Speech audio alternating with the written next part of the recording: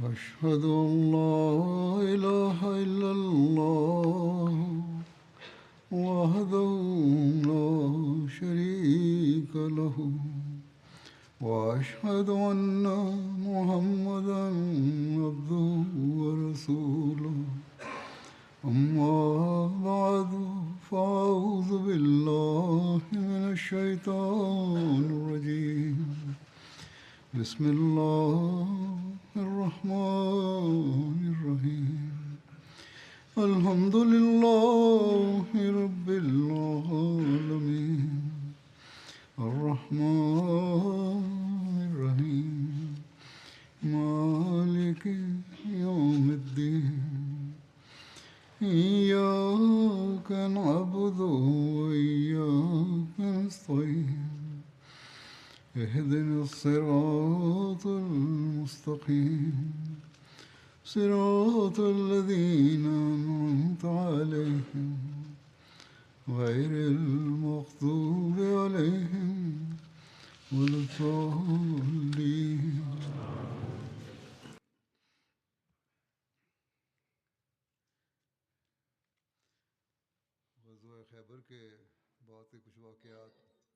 د خیبر د غزا نه پس ته یو څو واقعات دي هغه بیانېږي لګیا دي. په دې کې یوه واقعه د تیمه خلکو سره د مصالحت واقعه هم ده. تیمه د مدینې نه د شام په لاره یو معروف ښار و چې د مدینې نه تقریبا 400 کیلومتره په فاصله و. د تیمه یهودیان چې کله د خیبر د فدک او د وادي القرا د حالاتو نه خبر شو نو هغوی د مسلمانانو خلاف څه قسمه محاذرې کولو په ځای پخپله تر راولېږلو د صلح پیشکش وکړو چې رسول کریم صلی الله علیه وسلم قبول کو او د تیمه یهودیانو له اجازت ورکو چې هغوی د په خپله علاقه کې سره د خپلو مال اسباب اوسیږي. په دغه موقع سحر مونځ باید د ناوخته کېدو واقع هم بیانېږي. حضرت ابو هریره نه روایت دی چې رسول کریم چې کله د خیبر غزا نه واپس شو نو ټوله شپه هغوی روان وو او چې کله هغوی له خوب ورغلو نو مدینې سره جوغ د آرام لپاره هغوی ایثار شو او حضرت بلال ته وفرمیل چې نن شپه ته زموږ د لمونځ د وخت حفاظت وکړه، ته به ګورې به موږ ته چې د لمونځ په وخت به راپاسی. نو بیا حضرت بلال د ویښ پاتې کېدو لپاره نفلونه کول او څومره چې د هغوی مقدر کې وه هغومره هغوی وکړه او رسول کریم د هغوی صحابه وده شو. چې کله سهار وخت جوخ شو نو حضرت بلال د نورخاته طرف ته مخ کو د خپل چې کوم د سورلی څاروی و د هغې باندې ډډه ولګوله نو خوب پې غالب شو، یعنې خپلې اوښه سره هغوی ډډه ولګوله. نو بیا نه رسول کریم را پاڅېده نه حضرت بلال او نه د هغې صحابه کې بل څوک تر دې چې نور پې راغلو. رسول کریم صلی الله علیه وسلم په هغې کې د ټولو نه مخکې را پاڅېده. رسول کریم فکرمند شو او ویې فرمیل چې یا بلاله. نو بلال ورته عرض وکړو چې یا رسول الله زما مور پلار د تاسو نه زار شي، زما روح هم هغه ذات ایثار کړی و چې کوم چې تاسو ایثار کړی وی. بیا رسول کریم وفرمیل هلته نه د روانېدو حکم هغوی وفرمیل او په خپلو سرو باندې هغوی لږ مخکې ورغله او بیا رسول کریم صلی الله علیه وسلم اودس چاردام وکړه لږ مخکې چې هغوی لاړه او بیا هلته ایثار شو. هلته هغوی اودس چاردام وکړو. حضرت بلال ته حکم ورکړو چې هغوی دې اقامت ووایي او بیا هغوی د سهار لمونځ وکړو، جمع ورکړه او په دغه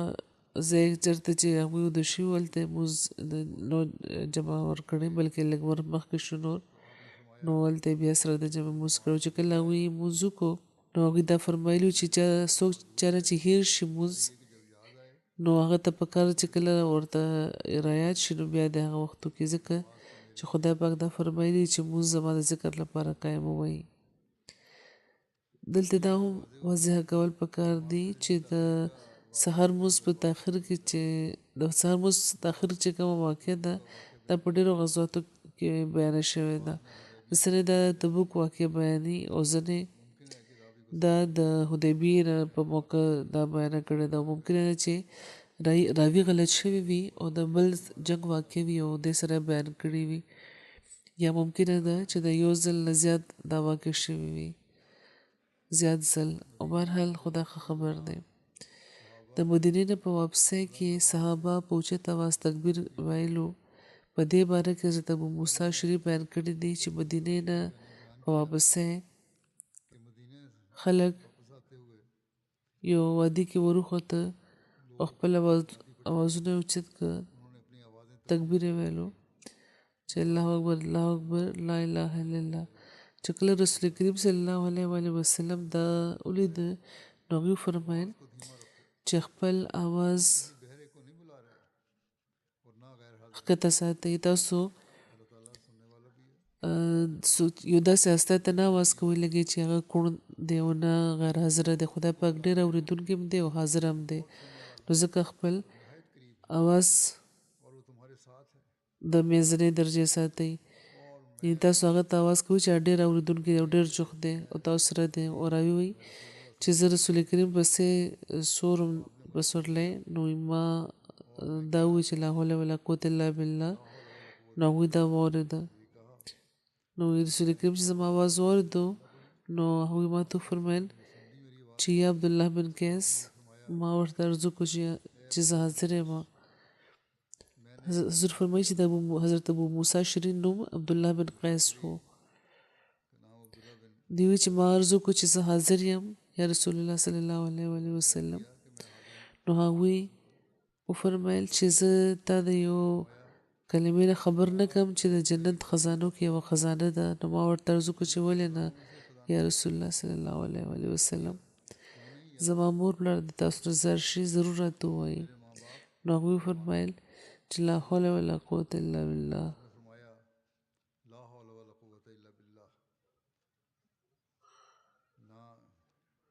نو هغوی ده چې دا کلمه ده چې انسان نه د بدۍ نه د بچ کېدو توان لري او نه د نیکۍ توان لري دا هر څه د خدای پاک په توفیق کېږي نو هغوی دې طرف ته پام وګرځولو چې که دا کلمه ویلی کېږي نو دا ډېره اعلی کلمه ده او دا انسان د خدای پاک د جوختۍ بهرحال د مدینې طرف ته سفر جاري و او بیا اسلامي لښکر چې د مدینې نه په محرم 9 هجري کال کې روان شوی و نو د خدای پاک فضلونه او کامیابۍ ښه په پوره انداز کې راغونډولو نه پس د سفر په آخري ورځو کې یا د ربیع الاول په سر کې واپس مدینې ته راورسېدو خیبر کې رسول کریم ته د رسول کریم چې کوم د ایسارېدو موده د هغه کې اختلاف دی حضرت ابن عباس بیانوي چې رسول کریم په خیبر کې 6 میاشتو پورې ایسارو او په دغه دوران کې هغوی مونځونه به کله جمع هم کړه او ځینې روایتونو کې دي چې رسول کریم تر 40 ورځو پورې هلته و او زیاتره چې کوم حدیثونه دي روایتونه دي هغه د کم قیام باره کې ملاویږي د خیبر د فتح د مسلمانانو په حق ډېر اثرات ظاهر شوي وو د خیبر د فتح یو بنیادي اثر دا شوی و چې اوس د خوشه ډېرې قبیلې داسې وې چې مخکې هغې د مسلمانانو د اسلام او د مسلمانانو خلاف په منصوبه بندۍ کې به مصروفه وو او خو هغوی د دې نه د خیبر د فتح نه پس هغوی ووېرېده او ځینو په خپله د رسول الله رامخکې کړو ځینو اطاعت قبلولو کې عافیت وګڼلو او دغه شان د مسلمانانو په سیاسي وقار کې اضافه وشوه او بله نتیجه د خیبر د فتح دا وه چې په عربو کې د یهودیانو طاقت تقریبا ختم شو د مدینې یهودیان او د خیبر چې کوم یهودیان وو دا په عربو کې تر ډېره حده پورې اقتصادي او فوجي طاقت ګڼل کېده د دې علامت ګڼل کېده د اسلام خلاف په خاص طور په بغض او دعوت کې د دومره ورمخکې وو چې کوم بیش هر چې کوم لوی جاریت شوی وو نو هغې کې دشمن ته د دوی ډاډ به حاصل و. او درېیم بنیادي اثر د مدینې مسلمانانو ته په خپل چې کوم معیشت و هغې باندې ډېر په مثبت رنګ کې ظاهر شوی و. حضرت عایشه، حضرت عبدالله بن عمر او نور صحابه بیانوي چې د خیبر فتح وه چې د هغې نه پس موږ ته په مړه خېټه روټۍ نصیبه شوه. دې نه مخکې به موږ په مړه خېټه روټۍ هم نه شو خوړی. او د خیبر د نه پس د مسلمانانو سره د خوراک څښاک سامان دومره ډېر و چې هغوی خپل چې کوم د انصار وروڼو چې کوم هغه ټول جایدادونه او برخې هغه هم ورته واپس کړې، کمې چې هغوی خپلو مهاجرو وروڼو له هغه وخت ورکړی چې کله دوی غربت او د تنګۍ په حال کې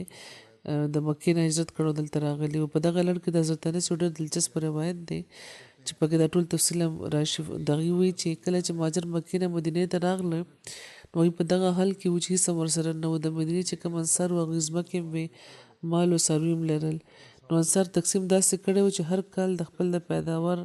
نیمه برخه به هغوی دغه مهاجرو له ورکوله. او د حضرت انس چې کومه مور وه هغوی خپل یوه میوه داره د کجورې ونه وه، هغه د رسول کریم په خدمت کې وړاندې کړې وه. نو رسول کریم هغه ونه ام ایمن له ورکړې وه، یعنې ځان سره نه وه ساتلې بلکې حضرت ام ایمن له ورکړې وه. او چې کله د خیبر نه په واپسۍ مهاجر او انصار ته د هغوی اموال واپس کړه نو رسول کریم صلی الله علیه وسلم د حضرت انس مور ته د هغې هغه د کجورې ونه واپس کړه.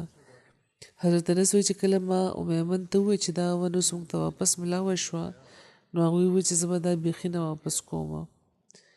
دا رسول کریم صلی الله علیه وسلم ماله راکړې وه. شاید چې د رسول کریم د مینې په وجه د هغوی ورکړې شي هغوی نه واپس کول غوښته. بهرحال چې سم وجه وه نو هغوی زه به دا نه واپس کوم. نو په دې حضرت انس حضرت رسول کریم صلی الله علیه وسلم خدمت ته ورغله او دا ټوله خبره بیانه کړه. نو رسول کریم حضرت محمد ته وفرمیل چې ام ایمن ته دا ونه ورکړه، د دې په بدل کې به زه تاله دومره ونې درکړم. خو هغوی نه منله. هغوی وایي چې دا سر کې تاسو ماله راکړې ده او دا ډېره برکتي ده، زه به نه واپس کوم. نو ان تر دې چې رسول کریم د هغې په بدل کې 10 چنده زیاتې ونې ورله ورکړې نو بیا هغوی هغه ونه واپس کړې وه. په تاریخ کې د یوې بلې غزا او ذکر ملاویږي چې غزوه ذات الرقاع ورته ویل کېږي. دغه غزا ته غزوه محارب، غزوه بنو سلمه او غزوه بنو عمار هم ویل کېږي، ځکه چې دغو قبیلو طرف ته دا غزا شوې وه. د غزوه ذات الرقاع نوم غزوه ذات العجیب هم ایښودلی شوی دی ځکه چې په دغه غزا کې ډېر عجیبه واقعات هم یعنې معجزات هم شوي وو. د دغه غزا نوم ذات الرقاع چې کوم دی نو د دې وجې یو دا هم بیانېږي چې په دغه علاقې کې یوه ونه وه یا یو غر و چې نوم یې همدا و ذات الرقاع. نو ځکه د دغه غزا نوم هم غزوه ذات الرقاع مشهوره شوې وه. او یو بله وجه تسمیه حضرت ابو موسی شریف بیانه کړې چې صحابهو سره سورلۍ ډېرې کمې وې، یعنې د سورلۍ څاروي، او دوی په خپله 6 کسان وو چې صرف ورسره یو څاروی و د سورلۍ لپاره. په دې باندې هغوی ور په ور سورېده او ځمکه سخته وه. نو د دې باندې ګرځېدو په وجه د صحابهو چې کومې خپې وې هغه هم زخمي شوې وې او زړې ټوټې د کپړو هغوی په خپو تړلې او روان به وو. په خپله د حضرت ابو موسی شریف صرف دا نه چې خپې زخمي شوې وې بلکې نوکونه یې هم زخمي شوي وو. او د کپړې چې کومې پټۍ وې دې ته چوک رقاع ویل کېږي، نو ځکه دغه غزا ته غزوه ذات الرقاع ویل شوي دي، یعنې پټو والا غزا. بهرحال دا مختلفې نامې دي. یو بل ځای کې لیکلي چې په کوم ځمکه دا غزا شوې وه د هغه ځمکې ډېر رنګونه وو. ځینو دا لیکلي چې په هغه جنګ کې د مختلف رنګ اسونه وو، نو ځکه او ځینو دا لیکلي چې په دغه جنګ کې جنډو کې پټۍ جوړې شوې وې یا مختلفې پټۍ یو ځای کړې شوې وې او جنډې جوړې کړې شوې وې، نو ځکه دې ته ذات الرقاع ویلې شوي دي. ځینې ویلي چې دغه دا ټولې خبرې را یو ځای شوې وې، نو ځکه په دغه وجه دې ته ذات الرقاع ویلې کېږي. او د دغه غزا یوه بله نامه غزوه صلات الخوف هم دی، ځکه چې په دغه غزا کې د صلات الخوف شوی وو. د دغه غزا چې کم تاریخ دی دې باره کې مختلاف دی. د سیرت او د تاریخ کتابونو مطابق دا غزا په 4 یا 5 هجري کال کې شوې وه. ابن هشام ابن اسحاق په روایت دا د 4 هجري کال او د غزوه بنو نذیر نه تقریبا 3 میاشتې پس دغه ګرځولې ده. او د ابن سعد په خیال دا 5 هجري کال کې او د امام بخاري د یو قوي شهادت په ذریعه دغه غزا د فتح خیبر نه پس ته د 9 هجري کال غزا بیان کړې ده. او هغه شهادت دی چې حضرت ابو موسی اشعري په دغه غزا کې شامل و، چونکې حضرت ابو موسی اشعري د خیبر د غزا نه پس ته مسلمان شو. نو ځکه 9 هجري کال چې کم تاریخ دی نو ځکه دغه غزا زیات سم تاریخ دی چې قیاس ته جوخت دی. حضرت صاحبزاده مرزا بشیر احمد صاحب د سیرت خاتم النبیین په آخر کې د خپل کتاب د باقی برخې لپاره چې کوم عنوانونه لیکلي دي پای کې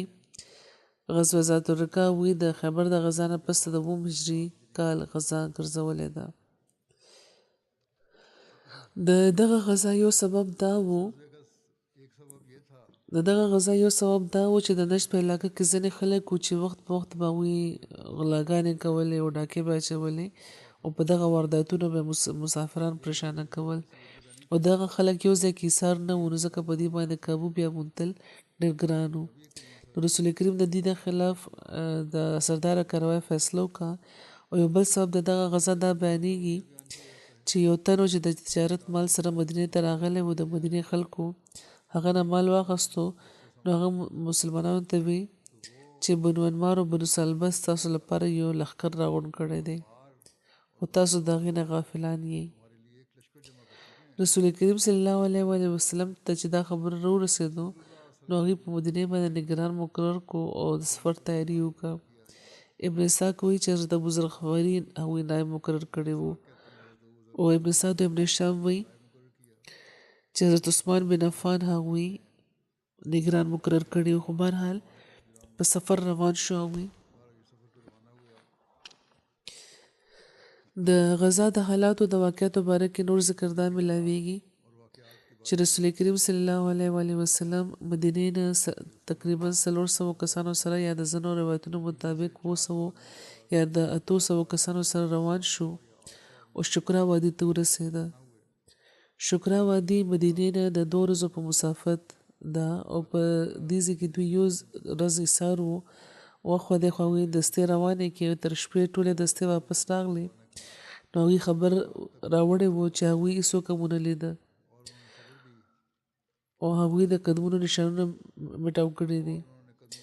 بیا رسول کریم هغوی سره راووته تر دې چې نخل ته راغله. نخل د مدینې نه تقریبا 2 میلو په فاصله دی. او چې کله دوی د هغه قبیلو ځای ته ورسېده نو هلته ښځو نه علاوه هغوی بل څوک بیا نه مونده او ښځې ګرفتارې کړای شوې. ځینې مورخین وایي چې ښځه نه وې ګرفتارې شوې او یوه ګرفتاري هم نه وه شوې. او دا چې کوم کلیواله خلک وو نو هغوی غرونو څوکو ته تښتېدلي وو او هغوی د غرونو نه دا ټول منظر لیده. یعنې د هغوی سړي خو تښتېدلي ول، د ښځې پاتې وې. او ځینې دا خیال لري چې ګرفتارې شوې وې د ښځې، خو اغلب خیال دی چې ښځې به نه وې ګرفتارې شوې. حضرت جابر بیان کړي چې نبي کریم صلی الله علیه وسلم نخل چې یو ځای دی هلته نه ذات الرقاع ته تللي و. هلته د غطفان د لښکر سره دوی مخ شوي خو څه جنګ نه و شوی، خو یو بل مخې ته دوی وو او د یو بل نه د حملې ویره وه. او دا خدشه وه چې دشمن به په سره لحظه کې ناڅاپي حمله کولی شي. دغه دوران چونکې دا خطره وه چې حمله کېدی شي د دشمن له طرفه. نو دغه دوران د لمونځ وخت شو نو رسول کریم صلات الخوف کړی و، یعنې داسې لمونځ چې پکې کسان شامل شو، نیم خلک و دوی په لومبي رکعت کې شامل وو او نیم لمونځ کې شامل شو. بیا وی شاته شو، بیا بله چې کومه ډله وه هغه رامخکې شو، هغوی شامل شو په لمونځ کې او رسول کریم سره یې لمونځ کړی و. نو دا د دې ذکر په قرآن کې په سوره نساء کې راځي چې څنګه داسې چې کله وخت وي نو د ویرې په حال کې څنګه مونځ کول پکار دی چې دشمن حمله ونه کړي. بیهقي د حضرت جابر نه روایت کړی چې رسول کریم صلی الله علیه وسلم د ماسپښین مونځ چې رسول کریم صلی الله علیه وسلم د ماسپښین مونځ جمع ورکړې وه. مشرکانو په مسلمانانو باندې حملې رادو کو دا وی چې تاسو دی پرېږدئ او دې نه پس ته یو مونځ دی چې دی باندې خپل د زامنو نه زیات ګران دی. جبرائیل رسول کریم له راغله او د دشمن د منصوبې نه خبر کړ دوی چې په یو مونځ هغوی پرېښوده خو دوی دا وایي چې په بل مونځ کې به ورباندې به حمله کوي. بهرحال د دې روایت دی سل الهدى کې دي چې دشمن د مصیبې خبر جبرائیل رسول کریم له ورکړی و او د مازدیګر په وخت هغوی صلات الخوف بیا کړی و. ابن سعد بیان کړي چې دا لومبۍ صلات الخوف چې کوم رسول کریم چې کوم جمع ورکړی و د کوم شارح بخاري یعنې شرح لیکونکي چې کوم دي د بخاري علامه بدرالدین عیني هغوی دا لیکي چې د صلات الخوف باره کې اختلاف دی چې لومبي ځل په کم کال کې د دې حکم نازل شوی و. د زیاترو عالمانو دا وینا ده چې لومبي ځل د ذات الرقاع غزا کې دا مونځ شوی و خو په کم کال کې دا حکم نازل شوی دی باره کې په عالمانو کې اختلاف دی چا دا د 4 هجري کال چا د 15 چا د 6 او چا د 9 هجري کال بیان کړی دی. د یو قول مطابق صلات الخوف د بدر الموعود غزا نه مخکې شوی او په لومبي ځل چې په شوال 4 هجري کال دا واقع ده او په دغه موقع د یو تن په صحابه باندې د حملې واقع ذکر ملاویږي. رسول کریم یو ځای کې ایسارو د شپې هر وخت تیزه هوا چلیده او صحابه ته وی فرمایلی و چې څوک دی چې نن به زما پیرا ورکړي د شپې موږ لپاره. نو حضرت عباد بن بشر او حضرت عمار بن یاسر ودرېده او دا وی چې موږ به پیرا ورکوو. دې نه پس ته هغوی په دواړه په د ګاټۍ په څوکه کېناست. حضرت عباد بن بشر حضرت عمار بن یاسر ته وی چې د شپې ابتدایي برخه کې به زه پیرا ورکوم او ورته وی ته ویده شه او په آخري چې کومه برخه د شپې کې به ته پیرا ورکوې زه به ویده شم. نو حضرت عمار بن یاسر خو ویده شو او حضرت عباد بن بشر ودرېده مونځ کول شروع کړو. بهرحال هغوی مونځ کولو چې بیانېږي چې د شپې دشمن یو تن و چې هغې ولیده دوی هغه په دره باندې حضرت عباد بن بشر سوري درې چې مونځ کوي لګیا دی. خو بهرحال هغه پوه شو چې د مسلمانانو څوک تن دی پیرا ورکوي لګیا دی. دا به هغه سوچ کړي وو. نو هغه بیا یو تیر راویشتو چې دا زموږ دشمن دی. حضرت عباد بن بشر چې کوم هغه تیر حضرت عباد بن بشر ته راولګېدو او هغوی مونځ کولو مصروف وو پای کې هغوی هغه راوباسلو د ځان نه او ویې غورځولو مونځ یې مات نه کړو مونځ یې کولو دوی مونځ جاري ساتلی وو مونځ یې پرې نه ښودو مونځ یې کولو او جاري وساتلو چې کله هغه تن دویم تیر راوویشتو نو بیا هغه ونه لګېده نو هغوی هغه تیره راوباسلو چې کوم ځای کې لګېدلی وو او چې بیا دریم تیر راوویشتو نو حضرت عباد بشر ډېره وینه تلې وه هغوی مونځ مکمل کړو. حضرت عمار بن یاسر یې راپاڅول او چې کله هغه تن ولیده چې دویم تن هم دوی سره دی نو هغه وتښتېدو. حضرت عمار بن یاسر حضرت عباد بن بشر چې په زخمي حالت کې ولیده تپوس یې ترې وکړه چې مخکې د ولې نه راپاڅولم نو هغوی چې ما په مونځ کې سوره کهف ویلو ما نه غوښته چې د دې تلاوت پرېږدم نو دا عجیبه یو تعلق د خدای پاک سره و د اخلاص د وفا د عبادت شوق و د خلکو کې هېڅ پروا نه وه کړې د زخم. په ځینو روایتونو کې دا هم ذکر دی چې تیر حضرت عمار بن یاسر ته لګېدلی و. د 15 ورځو د دغه مهم نه پس رسول کریم د مدینې طرف ته واپس شو او هغوی جعل بن سراقه د مدینې طرف ته لېږلي و چې د مدینې والاو ته د مسلمانانو د سلامتۍ خوشخبري ورکړي. د حضرت جابر نه دا روایت دی چې رسول کریم چې کله د سرانو مې ځای ته ورسېده چې مدینې نه تقریبا د 3 میله په فاصله دی نو هغوی د اوښ د حلالولو حکم ورکړی و. هلته هغوی ټوله ورځ ایسار و مسلمانان هم هغوی سره و چې کله رسول کریم د ماښام چې کوم نو کله چې موږ د ماښام وخت شو نو هغوی په مدینې کې داخل شو نو موږ هم هغوی سره وو نو په دغه غزا کې د ځینو معجزاتو ذکر کیږي دا د معجزات څنګه چې ذکر شوی دا د معجزاتو غزا هم بلل کیږي یو خو مشهوره واقعه د دشمن د چې رسول کریم خلاف یې تور راخسته وه حضرت جابر بن عبدالله بیانوي چې هغې د رسول کریم صلی الله علیه و وسلم سره د نجد طرف ته په یو غزا تللی وو خلکو باندې غرمه یو کانټه داره واده کې راغلی و رسول کریم هلته ایسار شوي وو غرمه شوه او هغې خلکو د ونو د لاندې سوري لټولو اخوا دېخوا هغوی قیام کولو رسول کریم صلی الله علیه و وسلم د کیکرې ونه وه هغې سره جوخت هغوی ایسار شو او خپله توره هلته ځوړنده کړه حضرت جابر وایي چې موږ څه وخته پورې ودو بیا موږ ولیده چې رسول کریم موږ ته اواز کوي بیا وایي موږ چې ورله ورغلو نو موږ ولیده چې یو تن دی چې ورسره ناست دی کلیوال نو رسول کریم وفرمیل چې د زما توره راخسته وه او زه وده وم او زه چې راپاڅېدم نو دا زما په سر ولاړ او توره یې په لاس کې وه او ده ماته وایي چې تا به عثمانه څوک بچ کوي نو ما وایي چې خدای نو هغه توره په نیام کې واچوله او دا دی چې کم ناست دی او بیا هغه حمله کوونکي له هغوی هېڅ سزا نه وه ورکړی د دغه تن نامه غورس بن حارث بیانه شوی د ځینې غورک هم وایي چې د نامه غورک وه ځینې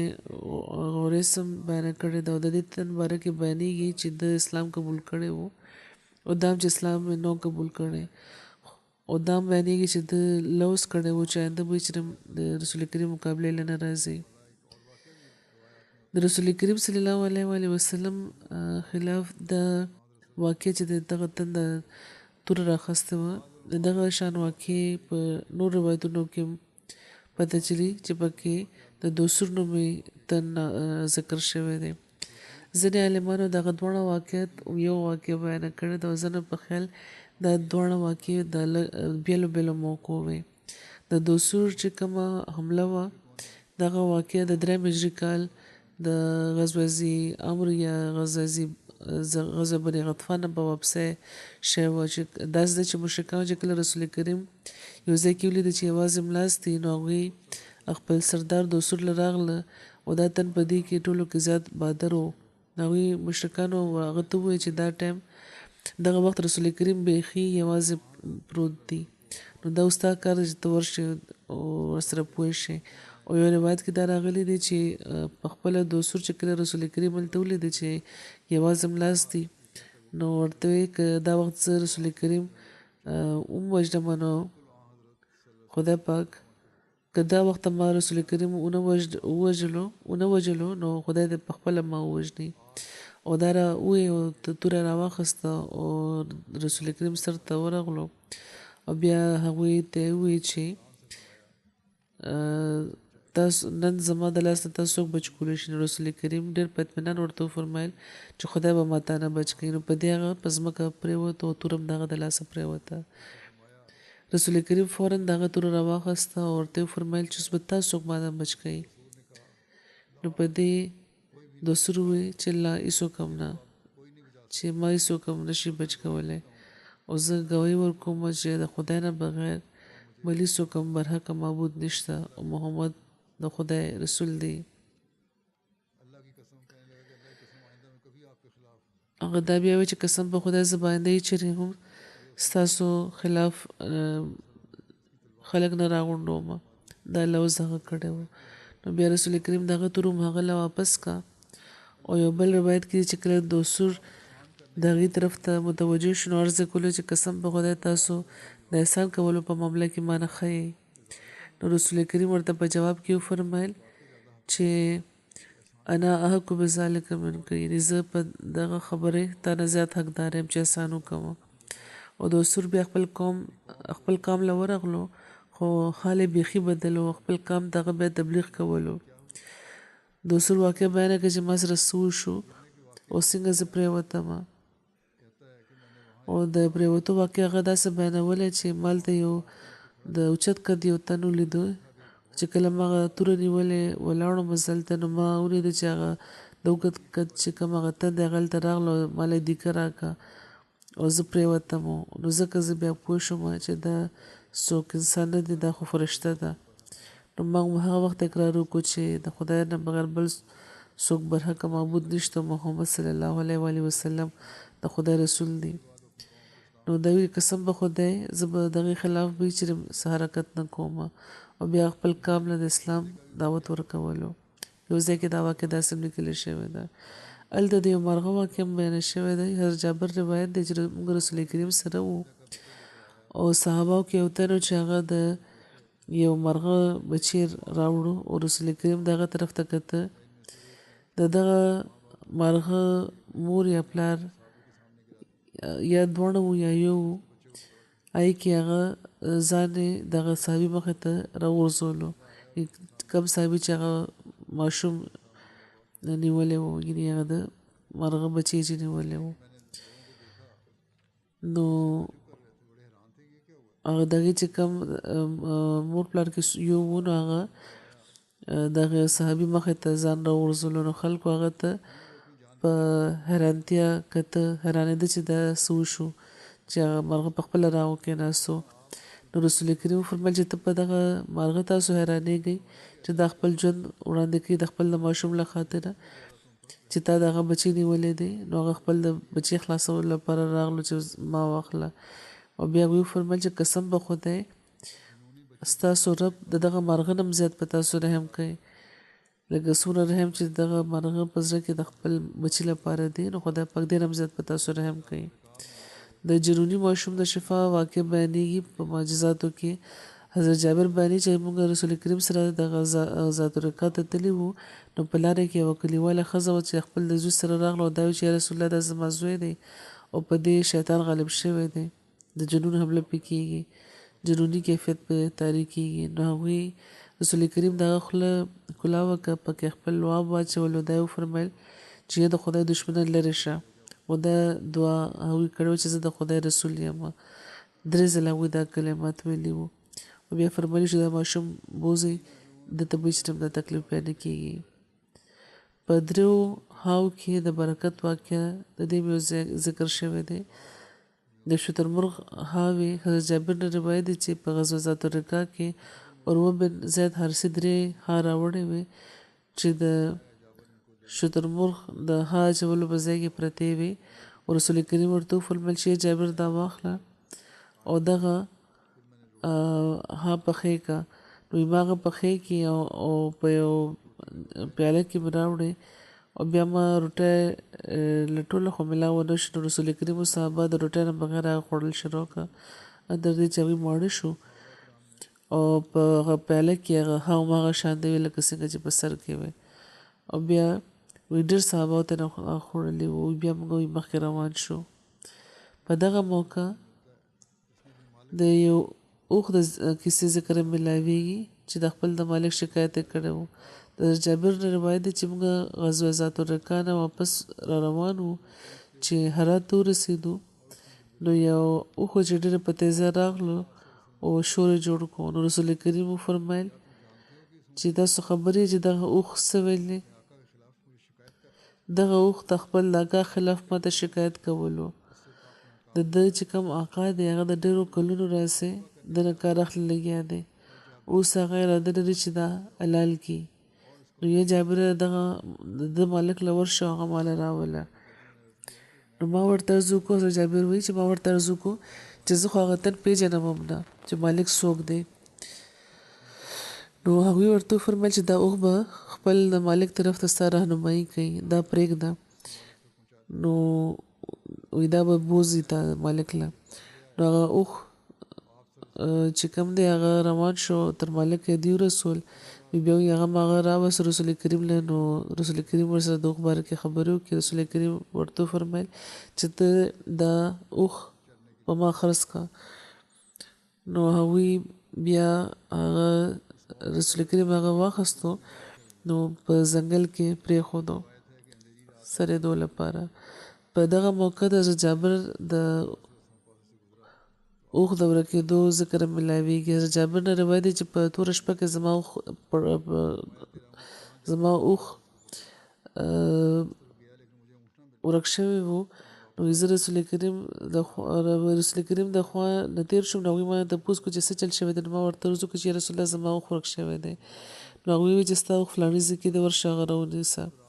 وایي زه لاړم هغه طرف ته، خو اوښ راته میلاو نه شو. زه چې واپس شوم نو هغوی بیا راته هماغه شان وویل. نو زه بیا لاړم خو بیا هم راته میلاو نه شو. نو په دې رسول کریم په شفقت وویل چې راځه ما سره راځه.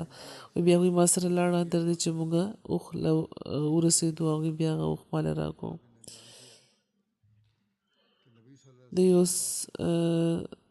ناراسته اوښ ذکر ملاویږي. نو د دغه غذا په باره کې جابر بن عبدالله وایي چې نبي کریم صلی الله علیه وسلم سره زه وم. نو زما چې کوم اوښ و هغه سست شو، کېناستو. نو نبي کریم ماله راغله او تشریف یې راوړ او راته وویل چې جابره ما ورته عرض وکړو چې جي. هغوی وفرمیل څه چل شوی دی؟ ما عرض وکړو چې زما دا اوښ ناراسته شوی دی او ستړی شو، زه رستو پاتې شوم. نو بیا هغوی د خپل اوښ نه راکوز شو. بیا وفرمیل چې زه تاسو سره اوبه شته؟ ما ورته وچی. نو بیا ما اوبه راوړې. نو هغوی پکې پوکي ووهلو او د دغه اوښې په سر او په ملا یې د هغې سره کې واچولې. او بیا وفرمیل چې ماله یو عصا راکړه، یعنې یوه کونټه. وایي ما هغوی له یوه کونټه ورکړه. وایي ما د ونې نه د هغې ښاخ نه مې کونټه جوړه کړه، ور مې کړه. نو هغوی به یو 2 وارونه وکړه او بیا هغه راکاږل شروع کړه. بیا وفرمیل څه سور شی پې. وایي زه چې سور شوم نو هغې ما بیا ولیده چې هغه اوښ دومره تېز شوی دی چې اوس د رسول کریم نه وایي زه مخکې وتی وم. وایي ما دې نه هغه منې کولو. نو رسول کریم هغه بیانوي چې ما رسول کریم سره زه روان وم. نو حضور ما سره خبرې کول شروع کړې او راته وویل چې تا واده کړی دی؟ ما ورته وویل چې او جي. نو وایي کونډه ده یا پیغله وه؟ نو ما ورته عرض وکړه چې کونډه وه. نو هغې راته وفرمیل چې پیغلې سره دې ولې واده نه کوله؟ ته زلمی، تا به هغې سره لوبې کولې، هغې به تا سره کولې. نو ما ورته عرض وکړه چې زما خویندې دي. د جابر والد په جنګ احد کې شهید شوي وو او د هغې 7 لوڼه وې چې د جابر خویندې وې. نو دوی وایي چې زما خویندې دي. او ما دا سوچ کول که زه یو داسې ښځه سره واده وکړم چې د هغې دلجویي کړي او د هغې خیال ساتي، نو سر ویښته ورله سموي، د هغې پرورش کوي. نو رسول کریم ورته وفرمیل چې اوس ته کور ته رسېدونکې چې کله ورسې نو عقل نه په احتیاط کار اخله. او دا نصیحت یې ورته فرمایلی و چې ته خپل بیا ورته وفرمیل ته خپل دا اوښ خرڅوې؟ نو ما ورته وجي. نو هغوی ما نه هغه اوښ په یو اوقیا سپینو زرو واخیستو. رسول کریم ما نه مخکې مدینې ته ورسېد او زه به بل سهار رسېدلی یم. موږ جومات ته راغلو. نو موږ ما ولیدې چې رسول کریم د جومات په دروازه دي. نو هغوی وفرمیل چې اوس سره ورسېدې؟ ما ورته عرض وکړو چې او جي. نو هغوی خپل اوښ پرېږده او مونځ ته د جومات ته ورشه، مونځ وکړه 2 رکعته. نو زه وردننه شوم او مونځ مې وکړو. بیا رسول کریم حضرت بلال ته وفرمیل چې یو اوقیا سپین زر وتله او دله ورکړه. هماغه د اوښ قیمت چې کوم په لاره کې دوی د فیصله کړې وه. نو حضرت بلال وتلل سپین زر ماله راکړه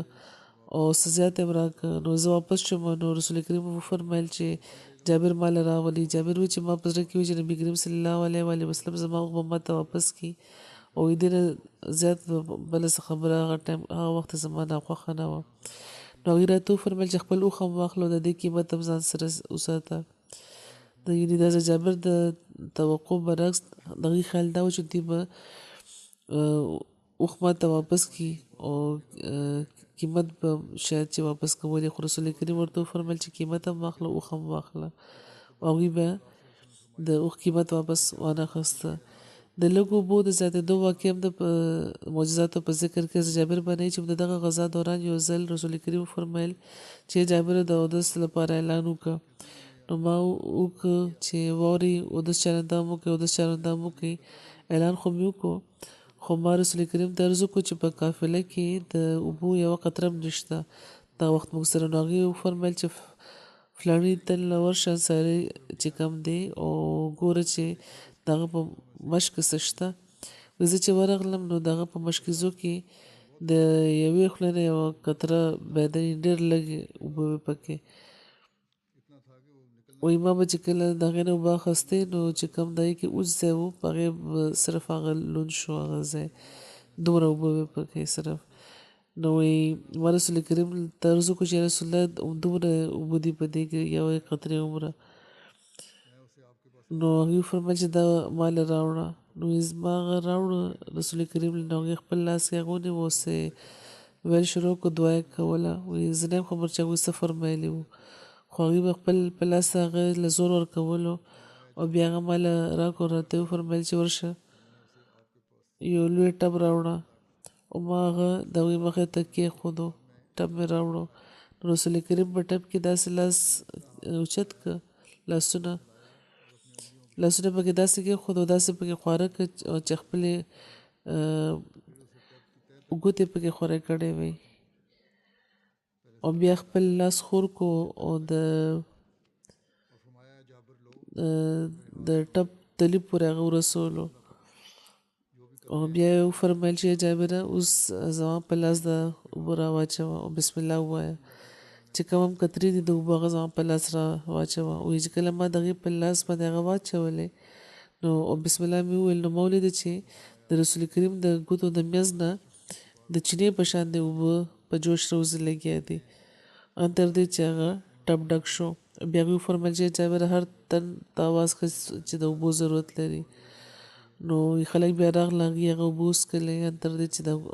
هغې ماړه شو. او هغوی وایي چې ما وایي چې څوک ضرورتمند لا پاتې دی، رسول کریم دغه ټب نه خپل لاس روبستلو، هغه هماغه شان ډک و. او نبي کریم د دغه شان چې کوم معجزات دي دې باره کې حضرت مسیح موعود علیه السلام فرمایي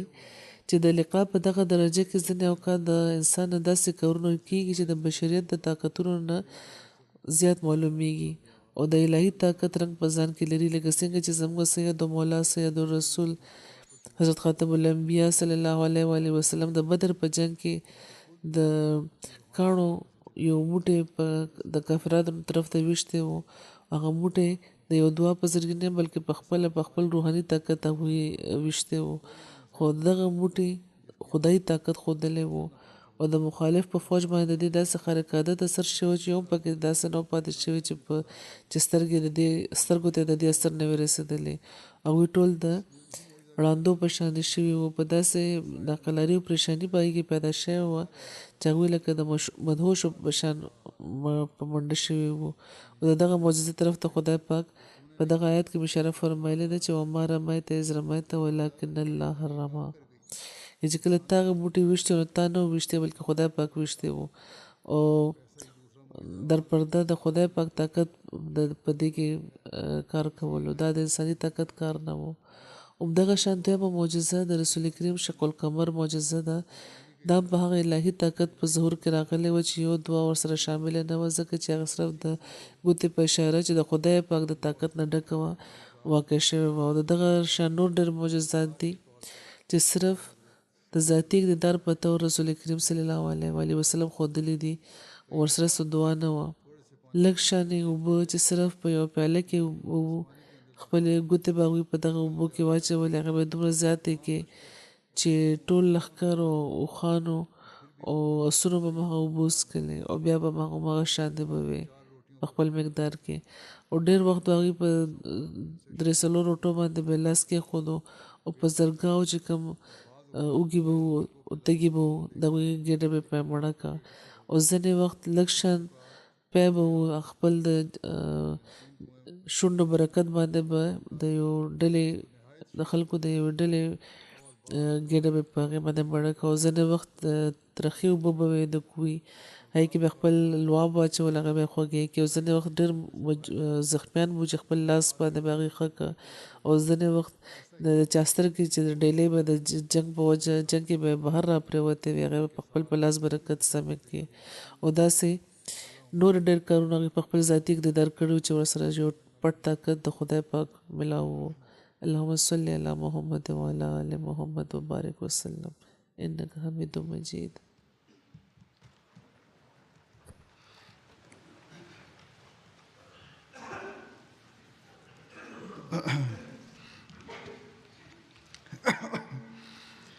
الحمد لله الحمد لله نحمده ونستعينه ونستغفره ونؤمن به ونتوكل عليه ونعوذ بالله من شرور أنفسنا ومن سيئات أعمالنا من يهده الله فلا مضل له ومن يضلل فلا هادي له ونشهد أن لا إله إلا الله ونشهد أن محمدا عبده ورسوله عباد الله رحمكم الله إن الله يأمر بالعدل والإحسان وإيتاء ذي القربى وينهى عن الفحشاء والمنكر والبغي يعظكم لعلكم تذكرون اذكروا الله يذكركم وادعوه يستجب لكم ولذكر الله أكبر